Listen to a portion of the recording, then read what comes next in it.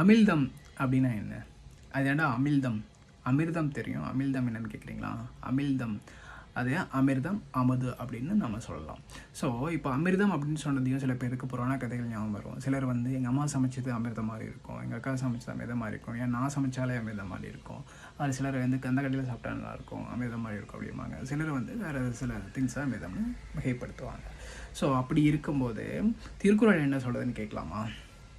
திருக்குறள் என்ன சொல்லுதுன்னா, மழையானது இடையிறாமல் பெய்வதால் தான் உலகில் உள்ள அனைத்து உயிர்களும் வாழ்கின்றன. ஸோ அப்படி இருக்கும்போது அம்மழையே உலகிற்கு அமிர்தம் அப்படின்ட்டு திருக்குறள் சொல்லுதுங்க. உயிர்கள்னால் நம்ம மட்டும் இல்லைங்க, உலகத்தில் உள்ள எல்லா உயிர்களும், செடி கொடி முதல். ஓகேவா? ஸோ இதோட குறள் பார்ப்போங்களா? வானின்று உலகம் வழங்கி வருதலால் தான் அமிழ்தம் என்றுணர பாற்று அப்படின்ட்டு நம்ம வான் சிறப்பதிகாரம் சொல்லுதுங்க.